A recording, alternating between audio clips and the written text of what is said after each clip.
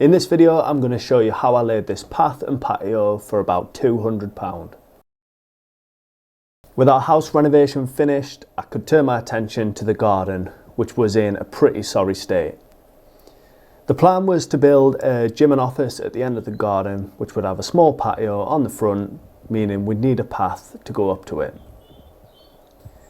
I'd laid the Indian sandstone main patio the previous summer, but I didn't have the budget left to lay more slabs for about £600, which was the price at the time. Originally I'd looked at block paving, but then I found some more Indian sandstone slabs listed on Facebook Marketplace that a landscaping company had removed from a job. So I went in the truck to collect these, and it turned out that they were even better than the photos. They needed a good clean, and I had no idea what colour they were going to be under years of grime, but they were too good to turn down at only £120. I thought they were probably all going to be grey, which would work fine for the garden. My next bargain was the hardcore. I got this for free on Facebook Marketplace after a different landscaping company had been delivered the wrong material, so needed someone to take this away. A couple of trips in the truck and I had the hardcore ready to go, all for free. We whacked this down, not realising that this whacker plate had two throttles, so here's Emma struggling to move it. Then the slabs were ready to lay.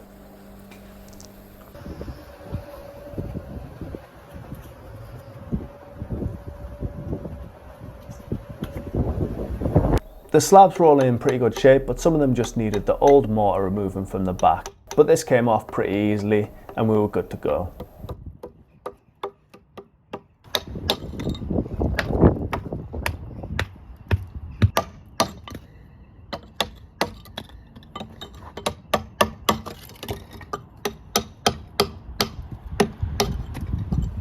To form the angle in the path where it'll go 45 degrees across the garden, I had to cut some of the slabs. I don't have a 9-inch grinder or any sort of concrete cutter, so the 4-inch grinder had to put a shift in, cutting the slabs from both sides.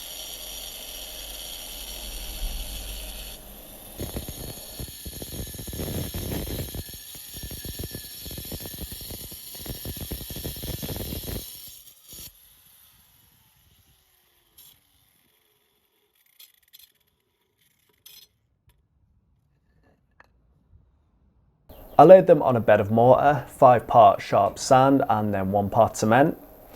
I managed to get all of the sharp sand for free for this job off a local company, as I offered them a service swap for some of the materials in this job and the concrete slab for the office. I left the slabs dirty whilst laying them so that any cement marks would easily come off with the layer of dirt between it and the slabs.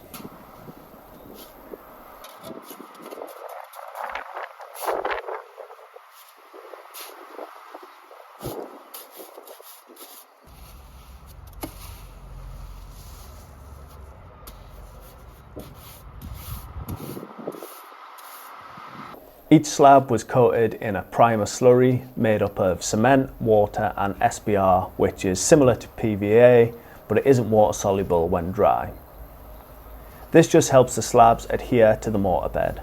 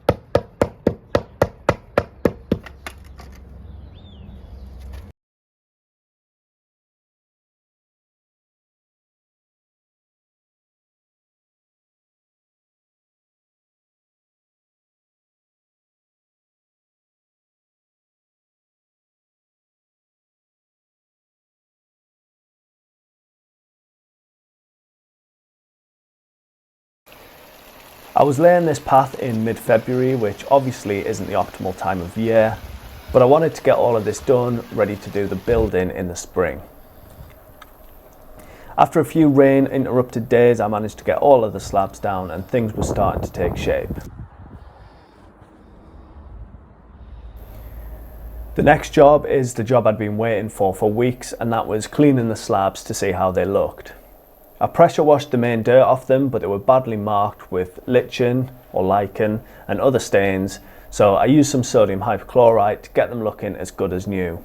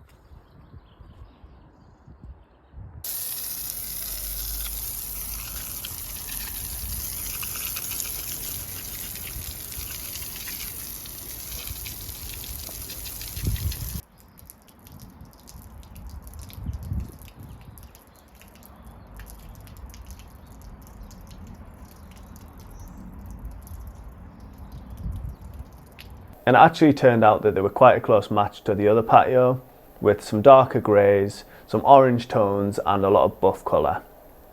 So I was really happy with that, and it tied in perfectly to the garden. I could then get the pointing done.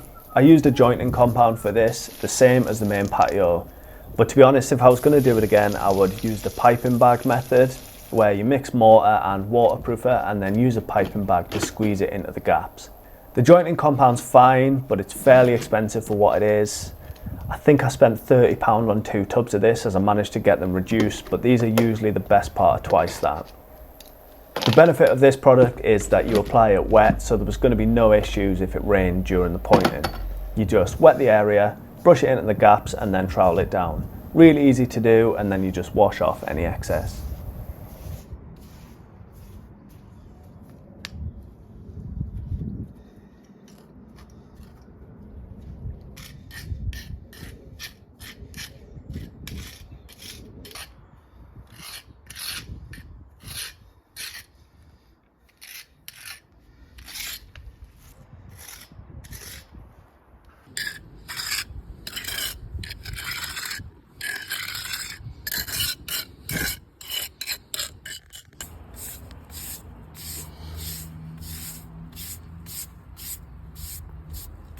With all that done, I could get on with the rest of the garden, and we were left with this.